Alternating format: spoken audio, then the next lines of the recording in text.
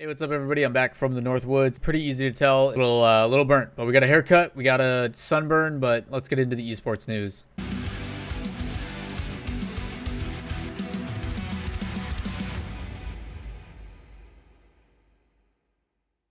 you guys haven't seen the news, Pierre-Emerick Aubameyang, captain of Arsenal, will be competing in a virtual Monaco Grand Prix on Sunday evening live on Sky Sports.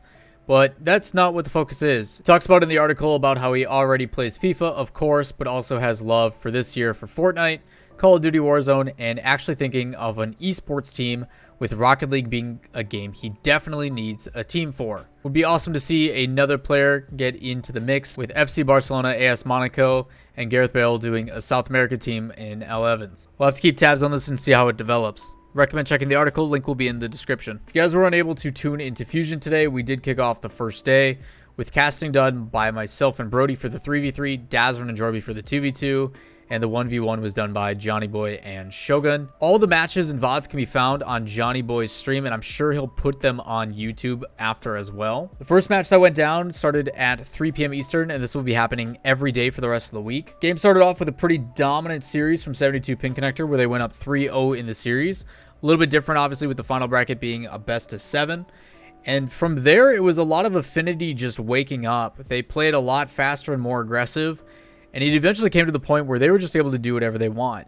Obviously, game differential and score differential was pretty dang close, but a lot of it had to do with Magic Bear and Percy. A lot of it was Percy on defense, with Magic Bear leading the charge on offense, and he started to finally aggress towards the midfield, create a bunch of challenges, and put away some pretty nutty shots as well.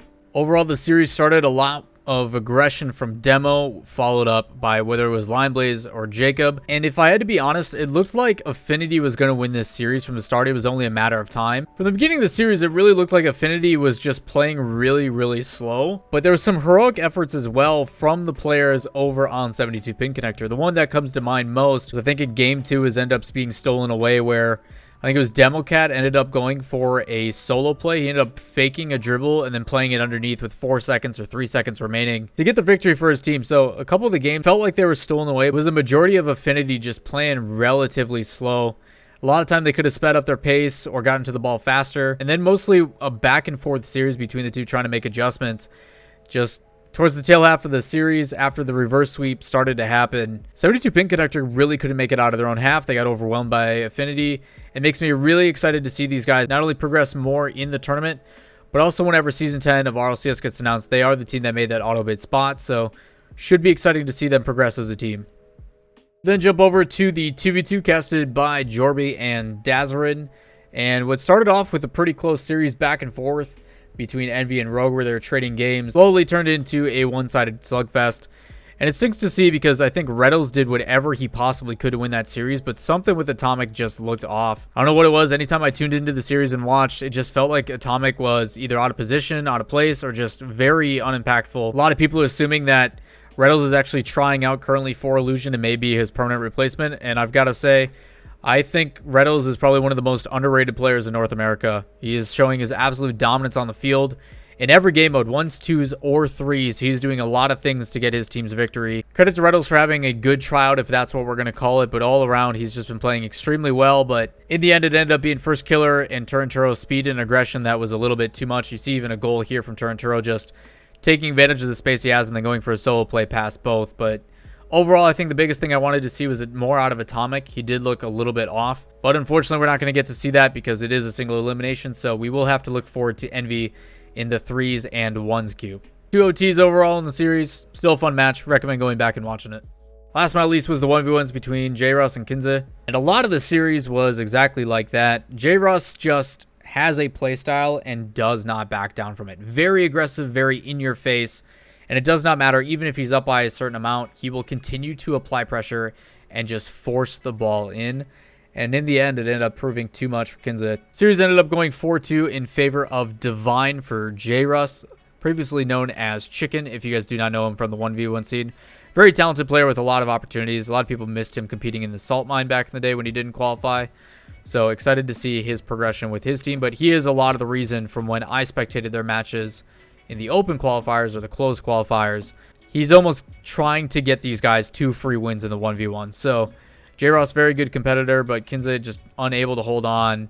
A lot of big mistakes from both sides, and I'm a little worried if these things continue to persist, but something I got to give him credit for is his playstyle is just super persistent and very frustrating to play against. A couple cheeky goals stolen early away. A couple early goals ended up stealing matches away from J-Russ early on, but either way, that is ones. It is a punishing man's game, and it has been fantastic to watch.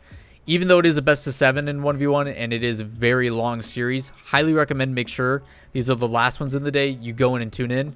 I know I'll be doing watch parties for all the matches this week. If you want an easy way to follow on when and how to watch matches, the first thing you can do, as always, is follow Johnny Boy's Twitter.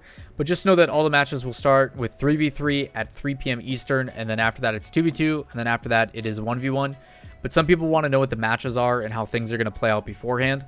The best thing you can do is if you go to Liquipedia, and I'll make sure I put a link to this in the description. But if you click on that info icon, it'll pop up with the date and local time for you specifically and tell you where to watch it, as well as having a link to Johnny Boy's Twitch channel where this is all watched. The biggest thing to take into consideration is that 3v3s always start at roughly 2 p.m. Central or 3 p.m. Eastern, and then every hour after that will be the 2v2, and then an hour after that will be the 1v1. Tomorrow's going to be a 3v3 with Rogue versus Stromboli. I can tell you that I have my bets on Rogue based on what I've been seeing recently, but Stromboli has been putting up a relatively good fight from what I saw in the close qualifiers. The 2v2, it's going to be our first look at Space Station Gaming against Divine, who had a fantastic win in the 1v1s, as we saw yesterday.